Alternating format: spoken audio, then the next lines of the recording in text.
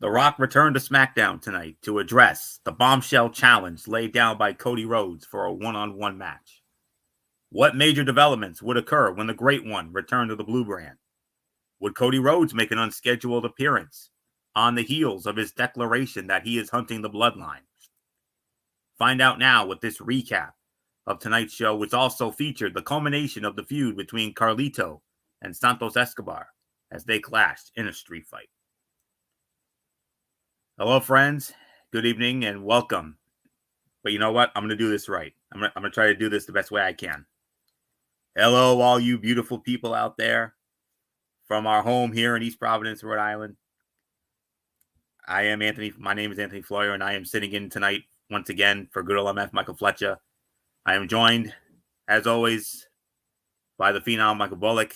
And before we get into the festivities here tonight, we want to take this moment on behalf of Michael Bullock and myself to send out our prayers to good old MF Michael Fletcher. Unfortunately, he just messaged us a few minutes ago. Unfortunately, it was a lot worse than we initially had thought, and we don't want to get too much into it, but unfortunately, MF is going to be out for a while, and we don't know how long he's going to be out, but rest assured, Michael Bullock and I, we will do these shows as only we can, and we will dedicate these shows to good old MF Michael Fletcher. So, MF, prayers up, brother. Yeah, prayers up, good old MF Michael Fletcher, and hope you get better soon from what you're dealing with right now. Amen, brother. Amen. Because I'm going to tell you this right now. I mean, I know you say you don't want to get into this, but what Michael Fletcher was just is battling, you don't want to take. We can't mess around with this. The flu is something you do not want to screw around with. Absolutely. Because I've heard so many people go into the hospital because of the flu, and unfortunately, that's what just happened to our good friend here. And it's good that he is home. Hopefully, but as you just said in the message, Florio, please, Fletch, take as much time as you need until you are 100% healthy. We got you. Until then, the shows are going to be in good hands of myself and Anthony Florio. Amen, brother. Amen to that. Longfellow couldn't have said it better. So Fletch, tonight we're dedicating this show to you, my friend. Oh boy, and it's a damn shame he's not with us tonight because what a development that came out of it.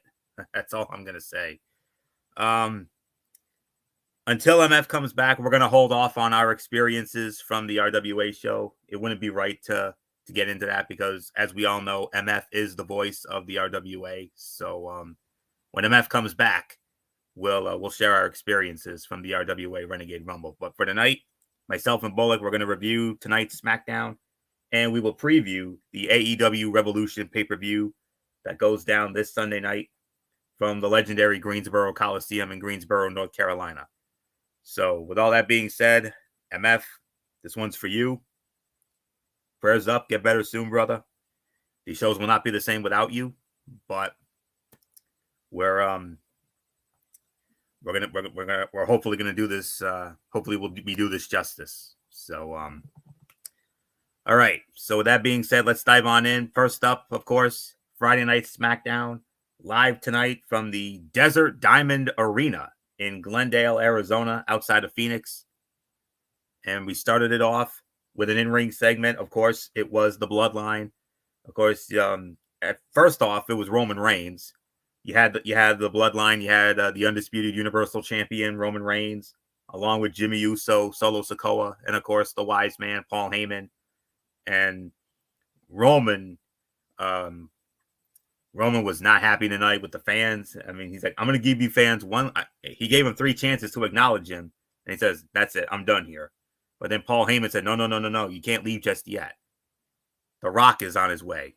And The Rock is coming up after the commercial break. And then soon enough, right after the commercial break was over, enter The Rock. And oh boy, if you saw the video that he posted on social media this afternoon, the a 20+ minute video that he posted, a scathing promo on Cody Rhodes and Seth freaking Rollins, and then tonight, tonight, and I'm not talking about the Genesis song either. Great song, by the way. I'm talking about the challenge. The Rock acknowledged it. We all know back at the Elimination Chamber pay-per-view last week, during the Grayson Waller effect, Cody Rhodes issued the challenge to The Rock for a one-on-one match, anytime, anywhere. Rock said no, but he had a counter offer. And what a counter offer he threw out tonight. He proposed The Rock and Roman Reigns in a tag team match versus Cody Rhodes and Seth freaking Rollins on night 1 of WrestleMania, with humongous implications for the Roman Reigns Cody Rhodes rematch on night 2. If Cody Rhodes and Seth Rollins were to somehow win this match, Cody Rhodes versus Roman Reigns, straight up one-on-one match, all members of the bloodline, including The Rock, barred from ringside. No Rock, no Paul Heyman, no Jimmy Uso, and most importantly, no Solo Sikoa. However, if The Rock and Roman Reigns win this tag team match, then Cody Rhodes is going to have an uphill battle and then some. Because the match with Cody Rhodes versus Roman Reigns for the Undisputed Universal Championship on night 2 will be contested under bloodline rules. Anything goes. Whew. There is nothing left for me to say except this. Good luck to any in-ring segment on any show in any promotion for the rest of this calendar year. Because this was, without a doubt, the segment of the year right here. One-liners were made. Fans rained down on The Rock with boos. And we finally got to the meat of the segment some 30 minutes into the show, as the Great One countered Cody Rhodes' challenge for a match by issuing a challenge of his own for the biggest tag team match in the history of WrestleMania. On the grand stage, it will be Rock and Roman versus Cody Rhodes and Seth Rollins in the main event of night 1 at WrestleMania 40, with 2 enormous stipulations. A win for Cody and Seth, and the American Nightmares match against the Tribal Chief will be bloodline free. A win for the heels, and it will be bloodline rules, which means anything goes for Rhodes versus Reigns. The head of the table did not appear overly thrilled by either stipulation and interrupted The Rock's trademark catchphrase, saying he would do anything for the family, but he wanted acknowledgement from his famous cousin. Rock did, and the bloodline stood tall to close an explosive segment that took forever to go anywhere, but once it did, delivered big time. Roman Reigns was the star here. The Rock did all the talking on the microphone, but it was the Tribal Chief's facial expressions and body language that told the story. He was a guy forced to sit back and watch his more famous family member take center stage, barking out orders and issuing challenges, and the paranoia and absence of self-confidence set in. He needed Rock to acknowledge him so he could return to whatever place of power he thought he had in the family. When the Great One did, Reigns brimmed with confidence. As the bloodline took center stage and raised their fingers in the sky, it was not lost on me that Rock teased the thumb coming out again, forming an L in the direction of the undisputed WWE Universal Champion.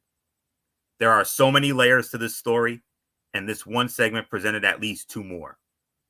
Epic stuff from everyone involved, including Roman Reigns, who quite literally is on a different level from everyone else when it comes to the character work and storytelling.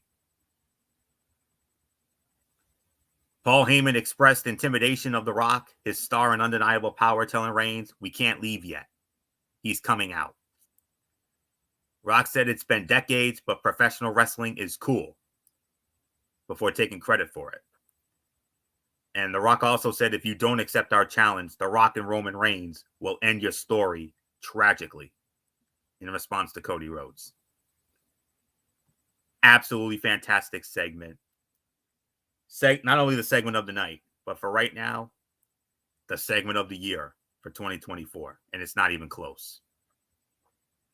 So I don't know what else there is to say except, man alive. Honestly, I didn't like the idea of the tag team match, but with these added stipulations, I'm okay with it now. I am absolutely okay with it. So, I mean, what else is there to say except, if I'm going to be honest with you, it could go either way. It really can. But I just have this feeling. I'm sorry. I just got this feeling that Rock and Roman are going to win this thing and make Cody really overcome the odds and to finish his story. I would not at all be surprised if the Rock and Roman won that match. I wouldn't be. But it's not official yet. We'll have to wait until next Friday night in Dallas, where everybody's scheduled to appear. The Bloodline's going to be there. And apparently, I'm guessing Cody's going to be there because if you saw his itinerary, he's scheduled for Dallas. And don't be surprised if Seth shows up either. So, but all in all, fantastic segment. You thought that the Usos versus Kevin Owens and Sami Zayn was a huge tag team main event last year? This trumps it. I'm sorry. This trumps it. So, nothing left to say. Segment of the night. Unbelievable. Segment of the year. Michael Bullock. Whoa. What? You want to talk about a counter offer? Holy guacamole. Look at this. You got Rock and Roman versus Cody and Seth. Cody and Seth win. Cody gets Roman one-on-one. All Bloodline members barred from ringside. Roman and Rock win. Cody will be in for the fight of his life to finish his story under Bloodline rules. Wow. Wow. Man, that's yeah, like you said, not only the segment of the night, but damn it is the segment of the year. I mean, I don't care what anybody says. I mean, you talk about a counter offer. I mean, and what did I tell you, Florio, behind the scenes? What did I tell you? I was the one who called it. Tag team match, yes. I called for a tag team match, and but not this big. I mean, I knew it was going to be a tag team match, but I didn't think it was going to get this big with these stipulations. If, like you said, if Cody and Seth win, the match is going to be straight up one-on-one for the Undisputed Universal title. No Bloodline members at ringside. But if Roman and The Rock win, oh boy, Cody Rhodes is going to be in for the fight of his life. I mean, because under Bloodline rules, anything goes. And you know, Paul Heyman will get involved. Jimmy Uso will get involved. Solo Sikoa will get involved. And The Rock will get involved. This is gonna be basically like it's gonna be like a 5-on-1 handicap match for Cody Rhodes. And if that is the case, it's going to be a real uphill battle. I mean, and The Rock once again lambasted anybody, and he lambasted those and Florio. Let's not forget another thing. The Rock even lambasted both general managers, saying, "Oh, there's nothing Adam Pearce can do about it. There's nothing Nick Aldis can do about it," and he even went after Florio, one of the let's just say, one of his greatest rivals in WWE history. Who was it that he went after, Florio? Come on, we saw it on a recent episode of WWE Rivals. Triple H. Yeah, saying that there's not a damn thing Triple H can do about it because I run the board of directors and what I say goes. So he's basically laying down the law. So, and they're saying, he even said there's not a damn thing anybody in the back can do about it. Well, let's just say one thing, Rock. You may own the people. Well, I'm going to say it right here, right now. And Florio, I know you'll concur with me. You do not own the people. You certainly do not own us. You do not own Talking Wrestling TXN. We own it. That's right. And if you got a problem with that, why don't you take your Rudy Poo candy ass and come say it right to our faces? Because we own the show, not you. So, but all in all, what a segment here. This definitely makes the storyline even more intriguing now. I mean, and like you said, Florio, you thought the Usos and Kevin Owens and Sami Zayn was the biggest main event for night one of last year's WrestleMania? Oh no. This is going to be even bigger. With all these stipulations, with what's at stake? For Cody Rhodes, it's either going to be one-on-one or it's going to have the feeling of 5-on-1 with Bloodline rules.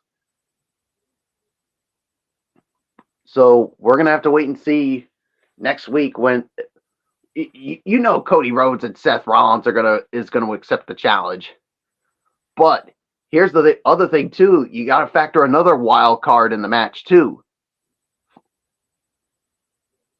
Let's just say it's somebody that Seth Rollins is going to be facing at WrestleMania. Drew McIntyre.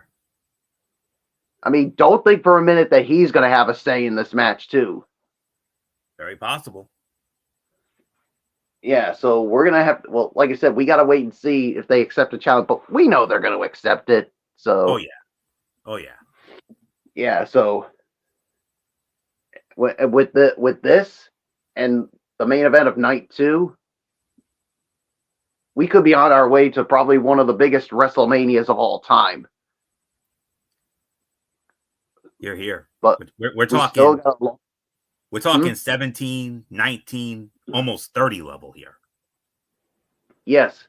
I mean, with the main event of night 1, with these stipulations, and then for night 2, oh boy. This road to WrestleMania just got a whole lot interesting.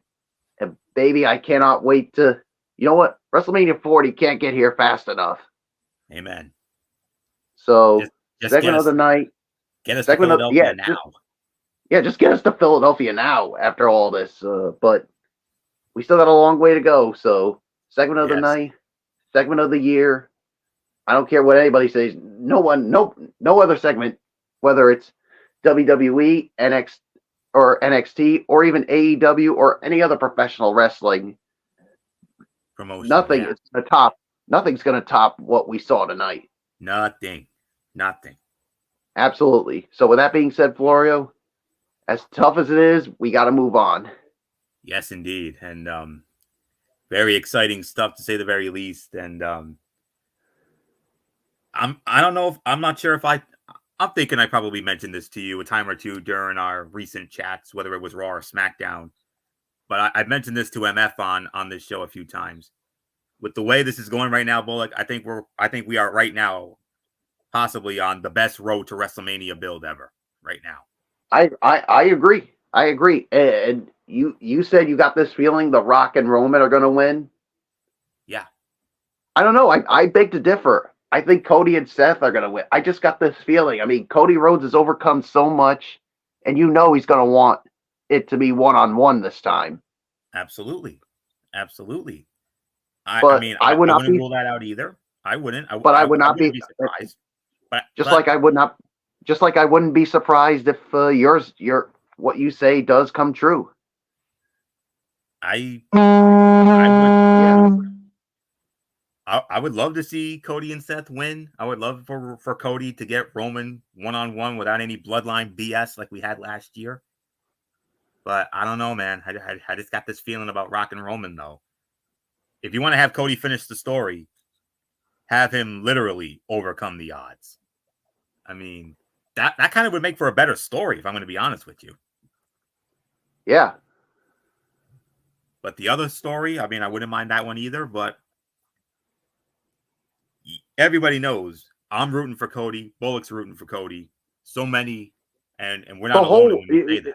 No, the whole world is rooting for Cody, especially after what happened last year. Oh yeah. Because I said it right. I said it before. I'm going to say it again. If we get the same result like last year, get ready for the biggest rant in TXN wrestling, talking wrestling TXN history. Oh yeah. Because I am gonna go. This is the one night I just may channel my inner Derek Ferreira. Absolutely. You're gonna have to get in line. You're gonna have to get in line there, buddy. No doubt. But yeah, if Fletch does come back, we may need to have him put the parental discretion is strongly advised. Oh yes. But either story would be great, regardless of how that tag team match goes about. But for me, if I'm going to be honest with you, I kind of want to see Cody overcome the odds and finish the story. Could you imagine him overcoming all of that to finish the story? What a story that would be. That's a Hollywood type script almost. And let's not forget another thing too, Florio. What if The Rock is the one that ends up screwing over Roman Reigns? We've seen the clues. So, and that would be another reason that would be another reason why you want to have The Rock and Roman go over.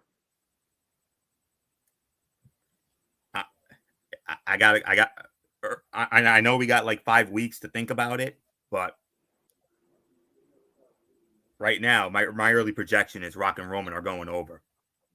That's just my sentiment. But you never know, Bullock. You could be right. Cody and Seth could find a way to win this thing, and it ends up being a one-on-one. So, but as great of a story as that would be, if you're gonna have Cody, if you are gonna have Cody finish the story, I can't think of a better way to do it than to have him overcome the odds of odds, if you know what I mean. Yeah, if that is not the odd of odds, tell me what is. I can't. Because like I said, it's literally like would be like a 5-on-1 handicap match. It would literally be like a Rocky Balboa type story. So we got 5 weeks to think about it, but you're projecting Cody and Seth to win. It would be great, but at the same time, though, I just got this feeling Rock and Roman go over, and in a way, if I'm going to be honest with you, I kind of hope Rock and Roman do go over, because I would love to see Cody overcome the odds. And if that happens, it would be way bigger than what Bryan did at 30. Think about that. Think of what Bryan had to overcome. Exactly. Evolution. That would make that look like nothing. See? So, but we'll have to wait and find out. So, but we got to make the match official first. So, but it's going to be. So we know it will.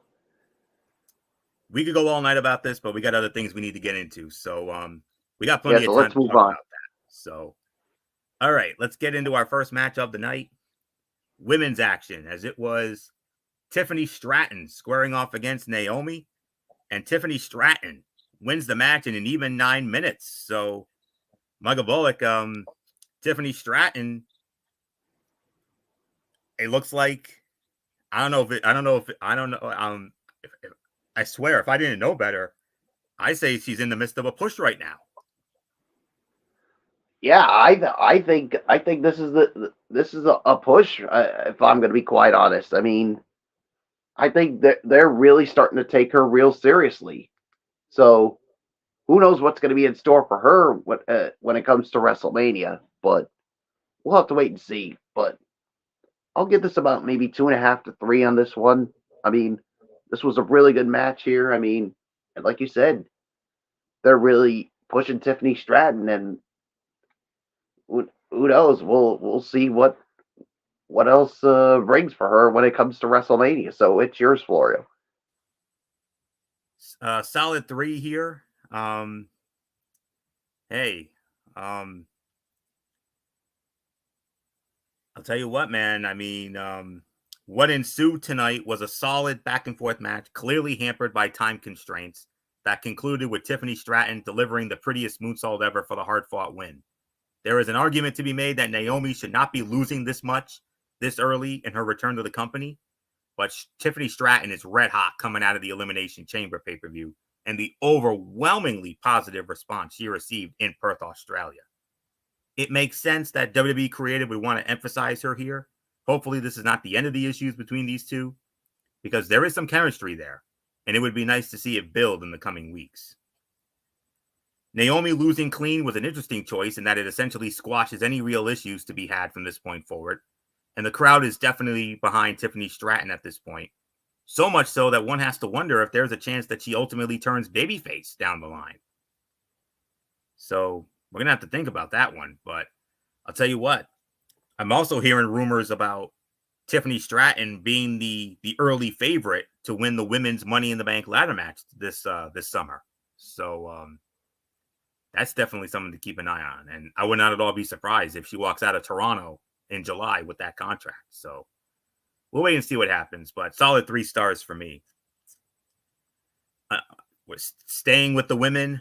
We had a non-title matchup here next. Women's Tag Team Champions Asuka and Kairi Sane of Damage Control, the Kabuki Warriors. They had the WWE Women's Champion Io Sky in their corner. They went up against Bayley and Dakota Kai. It ends in about 5 minutes via a no contest. Dakota Kai turned her back on Bayley. Even 5 minutes. This is most definitely going to be an NA here. Let me ask you this.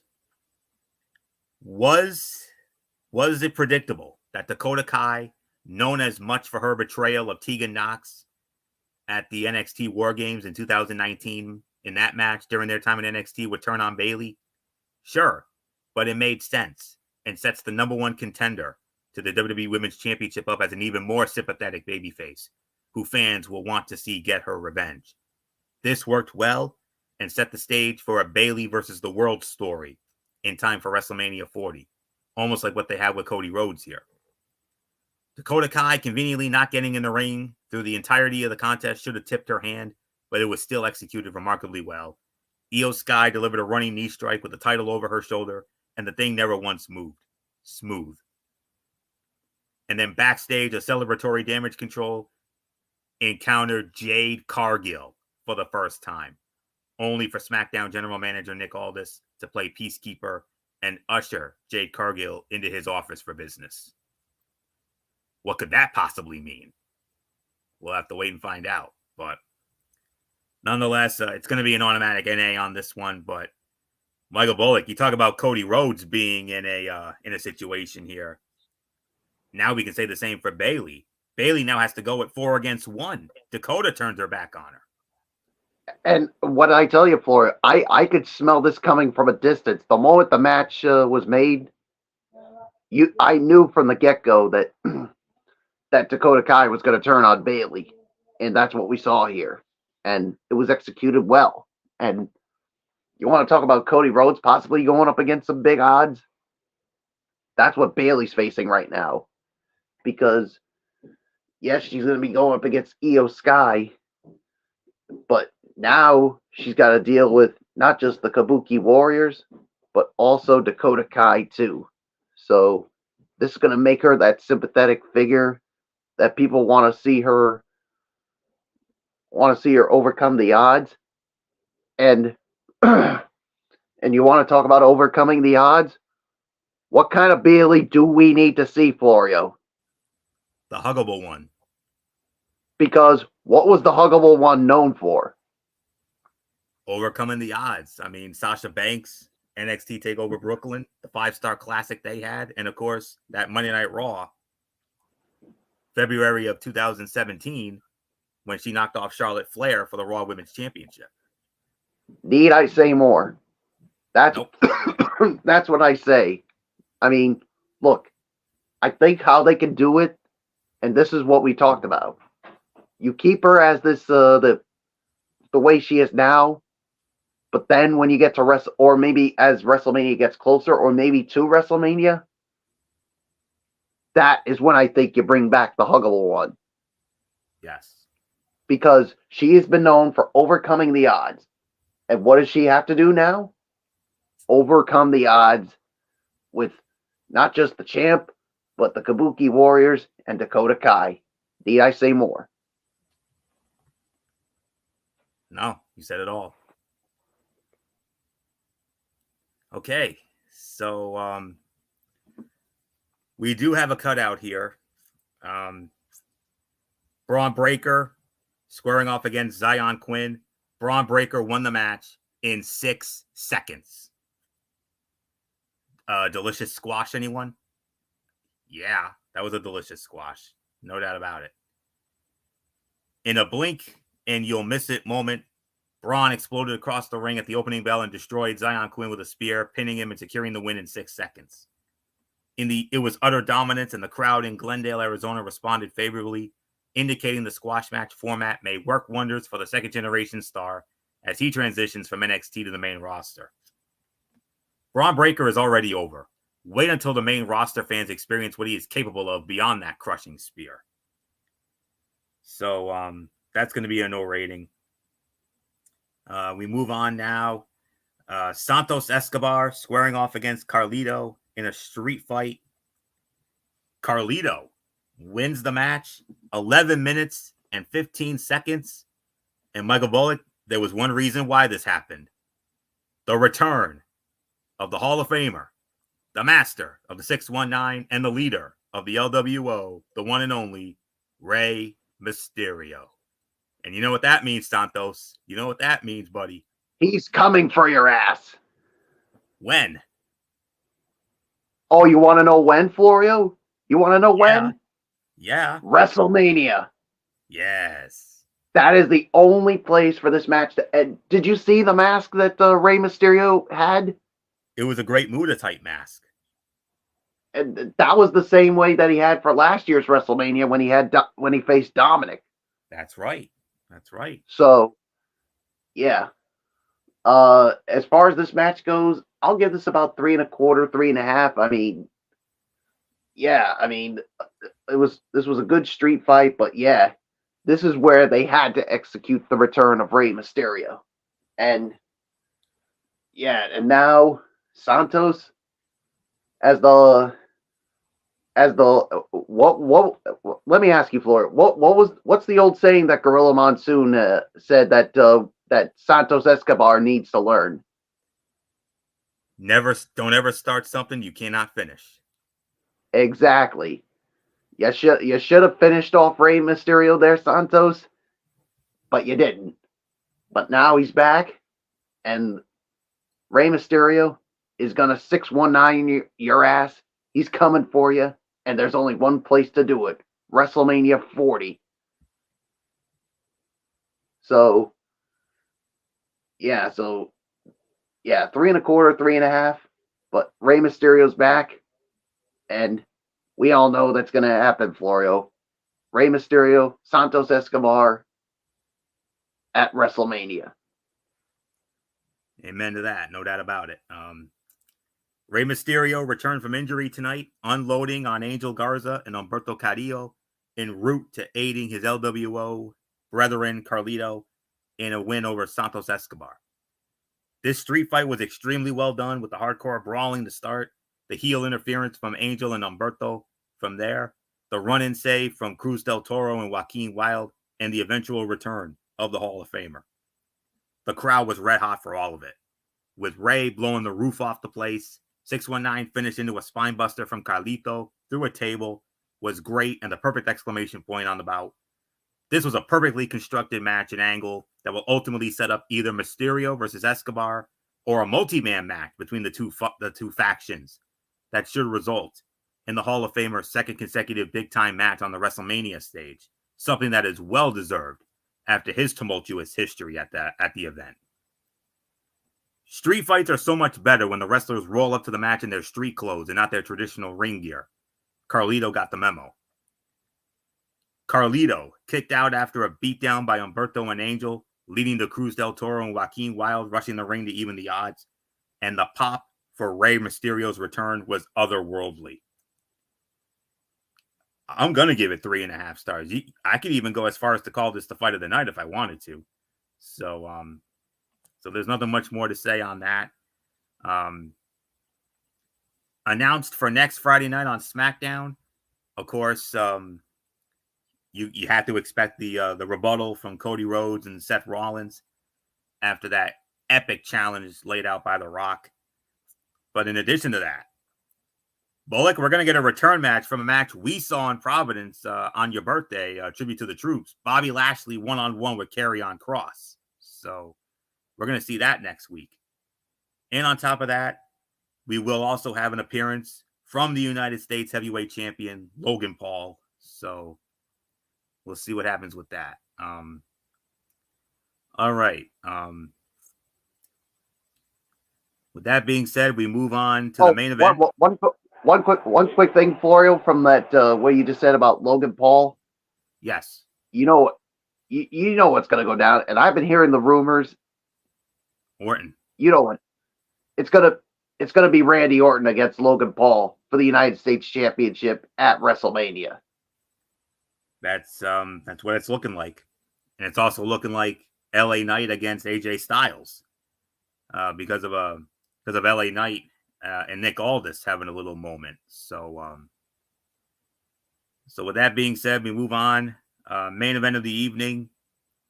First off, we had a guest commentator for this match. Kevin Owens joined Corey Graves and Wade Barrett at ringside for this match, as it was Randy Orton squaring off against Austin Theory, Grayson Waller in Austin Theory's corner.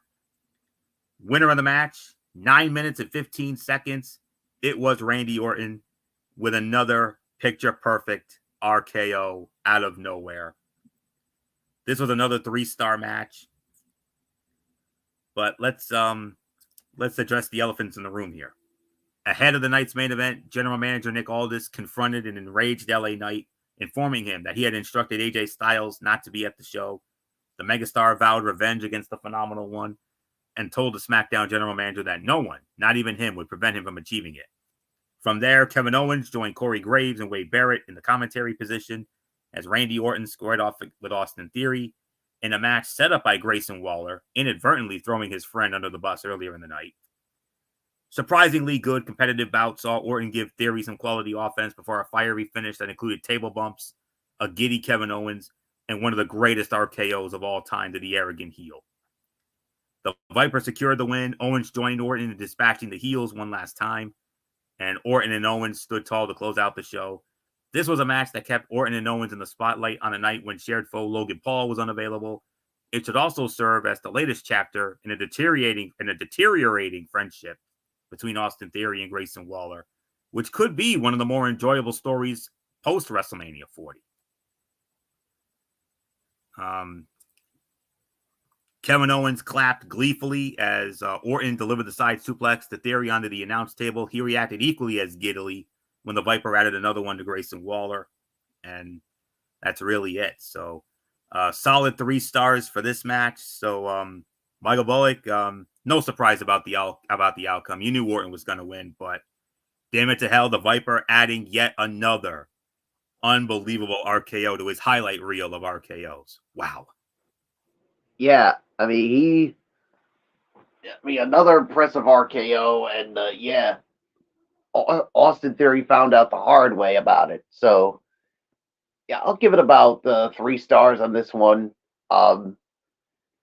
And yeah, like you said, after the match, Kevin Owens basically him and Orton dispatched the heel team, and I mean, come on, Flory. We know not only he's sending a message to Theory and Waller, we know who he's sending a message to as well with that RKO. The United States Heavyweight Champion, Logan Paul. Yeah, because I mean, come on, Florio, that Orton hasn't forgotten what Logan Paul did to him at the Elimination Chamber. Oh, no. Yeah, and let's send a stern warning to Logan Paul. What happens when you mess around with a viper? Or poke the bear. Or when you poke, or in this case, poke the viper. You're about to be on the verge of being on the receiving end of the 3 most devastating letters in WWE. RKO. Oh. And you may be eating that at WrestleMania. So, and once again, as Gorilla Monsoon would say, don't start something that you can't finish, especially when someone is the Viper in Randy Orton. Oh, yeah. So 3 stars for me on the main event. And as far as my overall thoughts on this edition, what a show! I'll give this on this edition of the show. I'm going to give this about I got to give this 7.5 to 8. I mean, this was a very good show, but obviously the highlight was that opening segment with the Bloodline and The Rock, and The Rock laying down not just the challenge, but with the ultimate stipulations. And you had some good matches here. Yes, you only had one cutout, but all in all, this was a very good show.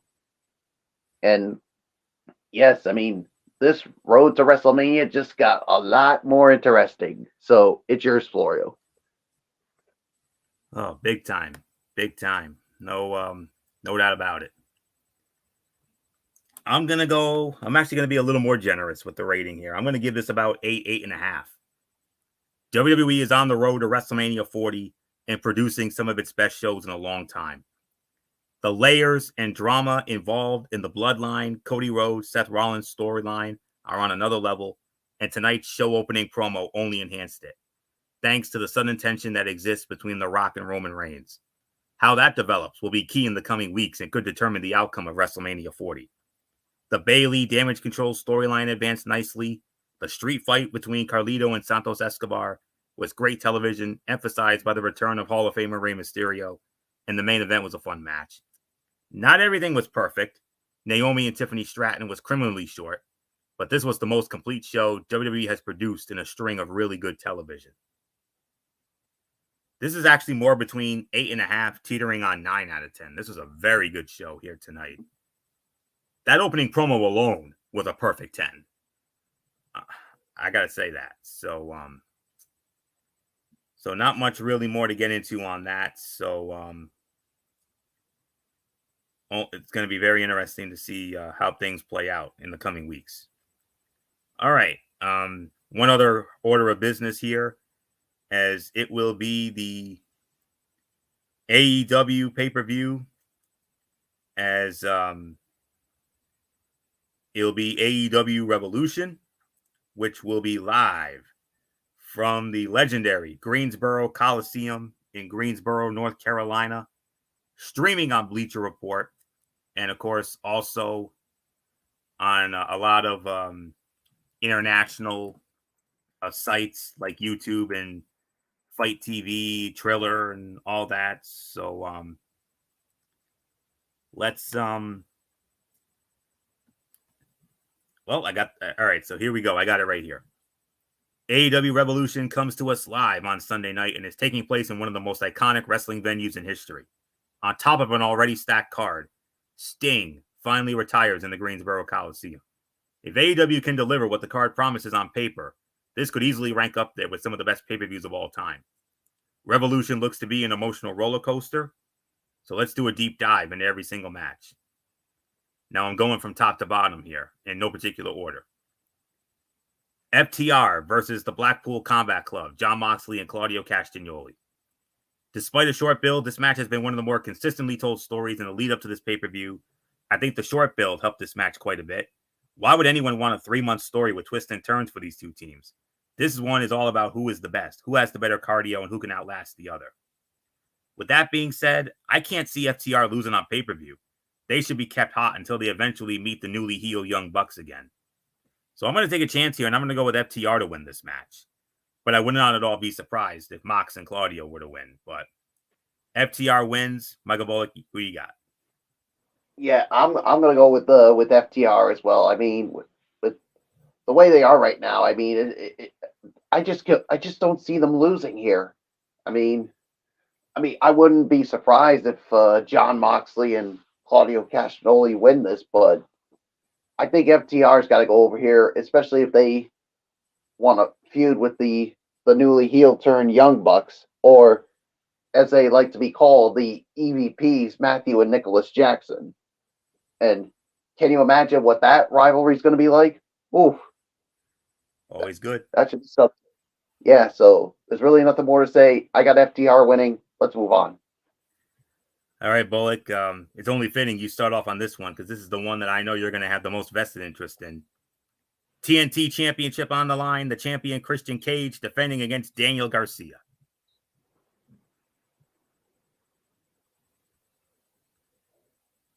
Bullock? Oh, all right. I didn't know. Yeah, it was my turn. So yeah. Oh man, this is a tough one for me to call. I mean, as much as I really want to see Daniel Garcia get this TNT title and see Christian finally get his comeuppings, I just got this bad feeling. I that Christian Cage is going to go over, and I think we know why. Nick Wayne, yeah, Nick Wayne, Kill Switch, and Sheena Wayne are going to have a say in this. So, yeah, I mean, as much as I want to see Daniel Garcia win this, unfortunately, I got to go with Christian Cage to retain the TNT Championship because of the patriarchy. So it's yours, Florio. Now, this is the exact opposite type of story from the previous bout. Christian Cage has made for some magical television in his new hyper sports entertainment gimmick and completely saved the TNT Championship. Him trying to manipulate Adam Copeland to forcing a giant dinosaur / man to do his bidding to now trying to get into Daniel Garcia's head. Cage has done every dastardly thing under the sun. Should he finally get his comeuppance? Probably. Do I think Daniel Garcia needs this win to get his career back on track? Undoubtedly. But I just don't think AEW is done with the Christian Cage-Adam Copeland feud. And Revolution does not seem to be the end of that saga, sadly.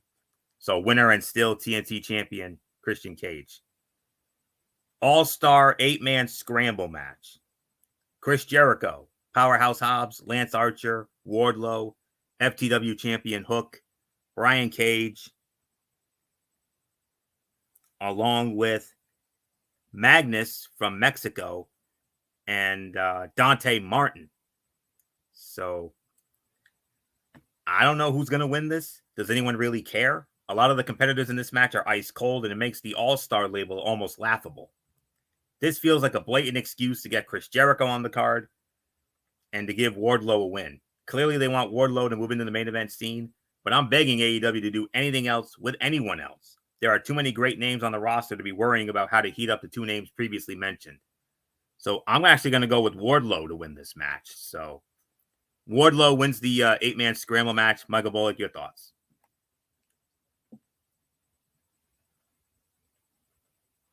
Yeah, I'm going to go with Wardlow to win this one as well. I mean, I think they're really pushing Wardlow because of his role with the Kingdom. So, Thanks, buddy. Night.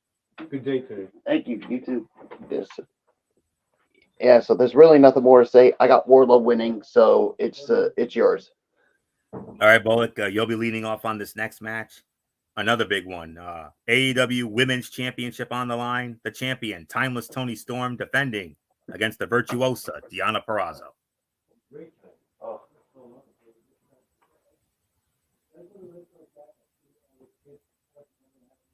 Bullock, are you there? Yeah, right. This practice event always seems. Well, he I'm guessing he probably stepped away for a moment. So I'll wait for Yeah, him I'm right to. here. What's that? I'm right here. I'm right Okay. here. Okay. Yeah. I didn't hear anything. So So we're talking about Tony Storm and Deonna Purrazzo. yep. All right, man. I mean, look, as much as I want to see Deonna Purrazzo win this, I just think it's too soon. I mean, especially since she just joined AEW. I mean, I putting the title on her would be way too soon and would really kill her momentum. So, I think the obvious choice for me is this winner and still the AEW Women's World Champion, timeless Tony Storm. It's yours, Florio. In my opinion, this is far and away the best belt match for an AEW Women's Championship match in some time. From the mirroring of the tattoo to the mirroring of their submission finishers, this has been well plotted. You all know I am very impressed with what Deonna Purrazzo has been able to showcase in her short run. I think, though, Toni Storm is simply undeniable.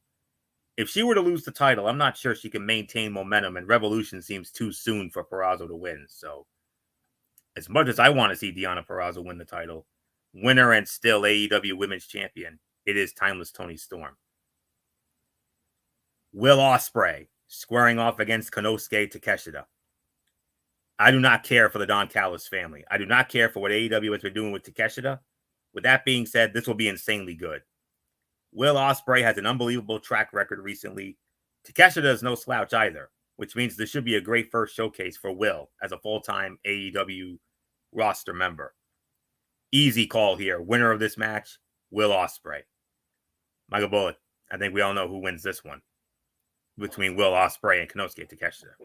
Yeah, I'm going with Will Ospreay to beat Konosuke Takeshita as well. So yeah, there's really nothing more for me to say because, like you said, I don't care for the non-Callis family either. So it's yours. All right, Bullock, here's another match that I know you have a vested interest in as you lead off on this next match. Orange Cassidy, freshly squeezed Orange Cassidy, defending the AEW International Championship against Roderick Strong of the Undisputed Kingdom. All right. Well, look, Orange Cassidy has been one heck of an international champion during his time, but I think this is the time where he drops the belt. I mean, they're really pushing this new faction here, and I think this is where they're going to get their first taste of AEW gold. So to me, winner and new AEW International Champion Roderick Strong. It's yours, Florio. This is one of those matches that could have benefited from happening weeks ago. I'm not sure why we had to go through 6 weeks of Orange Cassidy facing the Undisputed Kingdom on every Dynamite. I don't think this really needed to wait for Revolution, but despite this cold story, it will probably be really great on the night. These are two great wrestlers that will be able to create a hot atmosphere, even if the crowd is not losing their minds from the start. I do agree with you. If you want to get the Undisputed Kingdom over as the next great faction in AEW, they have to start winning titles, and I think this is a great time to do it. So, winner and new AEW International Champion, Roderick Strong. So, excuse me for one moment as I have to reload my notes here. All right. Now this is the match that I believe is going to steal the damn show here. Continental Crown Championship. Eddie Kingston defending against Bryan Danielson. How is it that Bryan Danielson can be both the most lovable good guy one moment and be the most despicable man in wrestling the next?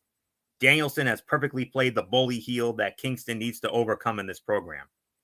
I particularly love the angle between Danielson and Jun Akiyama after their match on last week's Collision. I think Danielson should win and hold the title finally, but especially after what we saw Wednesday night on Dynamite when the BCC knocked off Eddie Kingston and FTR in that 6-man, where Bryan Danielson made Eddie Kingston pass out. Booking 101 is gonna strike here. So winner and still the AEW Continental Crown Champion, the Mad King, Eddie Kingston. And also, don't forget the stipulation. Win or lose, Eddie Kingston asked for Bryan Danielson to shake his hand after the match, win or lose. but I'm going with Eddie Kingston to successfully defend. So Michael Bullock, Eddie Kingston, Bryan Danielson, Continental Crown Championship. Like I said, I think Danielson is due to win a title finally, but I think Eddie Kingston wins, especially with that booking 1-on-1 scenario we talked about the other night. Oh yeah, I mean, I'm with you on this one. I got to go with Eddie Kingston to remain the champion, and yeah, Bryan Danielson's gonna have no other choice but to shake his hand and show him some respect, even though I mean he's probably gonna be hesitant to do so, but as per the stipulation, he's gonna have no choice but to do it. So there's really nothing more to say. Eddie Kingston retains. Let's move on. On any other AEW pay-per-view, this would have been the main event, but this is not going to be the main event. AEW World Heavyweight Championship, triple threat, three-way match.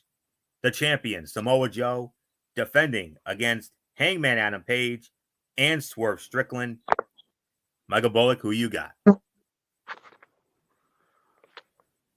Man, I mean, this is a tough one here. I mean, look, I mean, I don't think Adam Page is going to win it because he's held the title. But part of me wants to see Swerve Strickland win it because nobody deserves it more than this guy. Agreed. But in all honesty, I mean, as much as I want to see it, I think it's too soon to take the title off of Joe. So to me, winner and still the AEW World Heavyweight Champion, Samoa Joe, and he's going to do it with our favorite move, Florio. The Coquita Clutch. The Coquita Clutch. Coquita Clutch. So Samoa Joe wins. It's yours, Florio. For the first time tonight, Bullock, we have a disagreement, and I'll tell you why. Oh, are you going to pull the? Not always been known. What? Are you going to pull the trigger? Let me explain first. Revolution has not always been known for outstanding world title bouts. Right now, there are about as many misses as there are hits. Hopefully, this match tilts the scale in a positive direction, as this has been surprisingly well built for a three-way bout. Builds to multi-man matches for any singles title are almost always contrived or overly complicated. Another case of keeping it simple, working for AEW, is always a good sign. While simple, this feels the most unpredictable a title match has felt in over a year. Samoa Joe could easily retain due to Hangman and Swerve being too focused on each other. Swerve could easily win because it truly feels like his moment. Hangman could even win and shock everyone, adding a welcome twist to the program. There's no bad outcome here. But Bullock, I got to go with my gut. Winner and new AEW World Heavyweight Champion, Swerve Strickland. I'm pulling the trigger. I think Swerve's going to win the belt. But I would not at all be surprised if Joe were to retain. I would, however, be very surprised if Hangman were to win. But like I said, normally on any AEW pay-per-view, that would have been the main event. But here is the real main event. And heck, it was confirmed earlier this afternoon. Main event of Revolution. Tornado tag team match for the AEW World Tag Team Championship. The champions, Darby Allin, and wrestling in his final match in his Hall of Fame career, Sting. Darby Allin and Sting defending against the Young Bucks, or the EVPs, Matthew and Nicholas Jackson.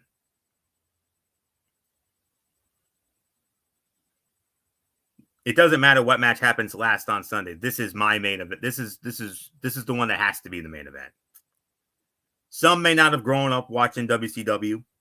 Some obviously didn't even grow up watching TNA. I did both. You know, I've watched a lot of professional wrestling in my entire lifetime, and I never saw a second of Sting. And I've seen a lot of Sting in my day. NWA / WCW, TNA, WWE, AEW. The fact that Sting was able to come into AEW in his 60s and make us feel like we were basically watching a superhero, it's just a testament to his greatness. If you weren't a little stinger before, you certainly are one now. If we are this emotional over Sting retiring, imagine how the people who have watched him for his entire career, like myself, are feeling.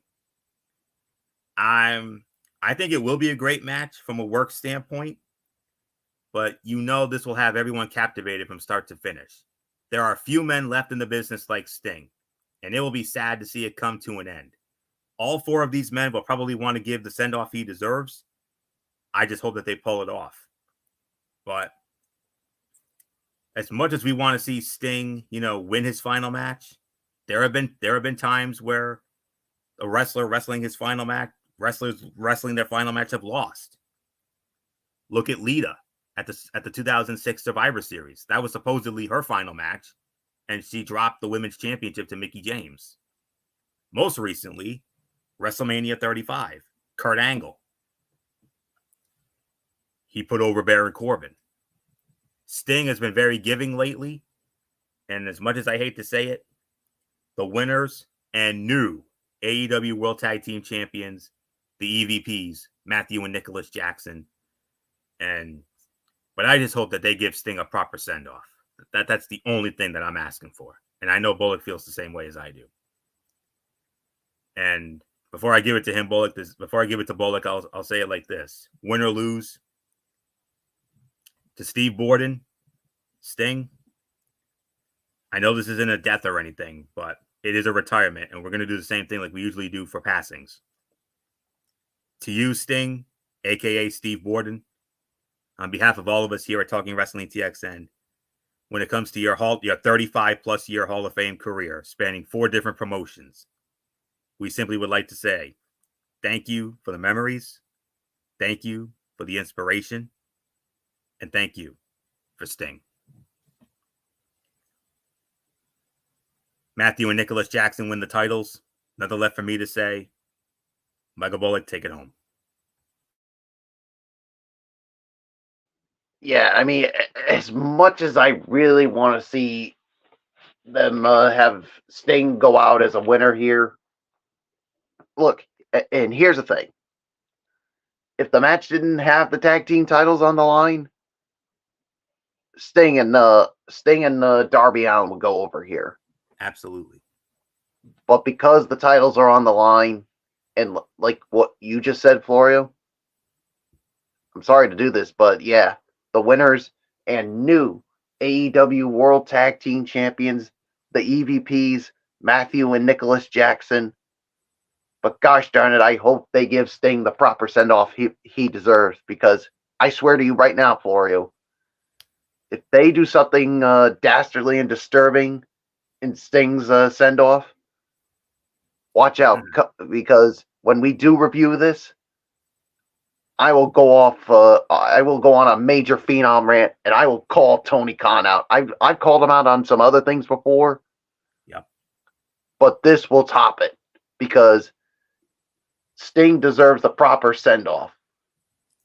That Indeed. With the love and the respect that this man has earned for 35 years. And if Tony Khan tries to do something that's going to disgust me, I will go off big time. But so will I. Tony Khan will be stupid if he does that. But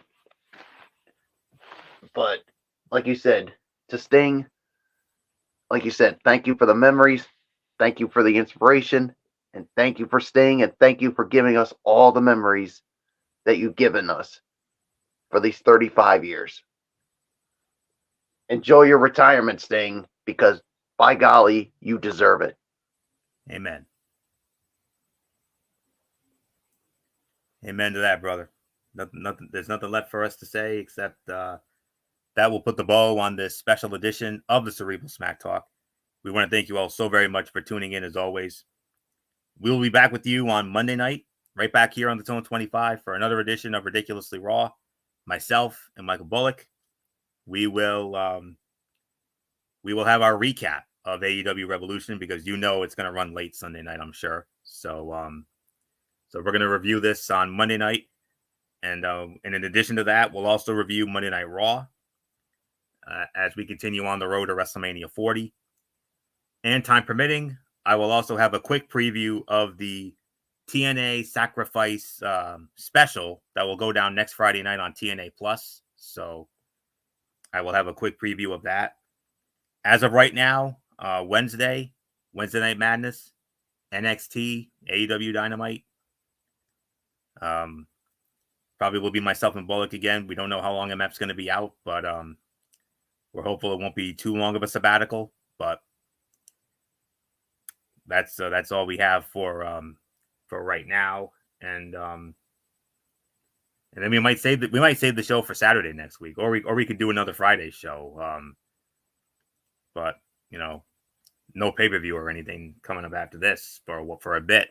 At least not until WrestleMania. So we'll keep you posted on the other content. But right now it's only Raw on Monday and hopefully Madness on Wednesday, or if we have to move it to another night, I don't know. But we'll keep you posted on future content, and we'll also let you know what's going on with MF. And we're hopeful that he gets better soon enough and that he'll be back with us soon enough. So that's it. So until Monday night for Ridiculously Raw, it's Anthony Florio here for the Phenom Michael Bullock.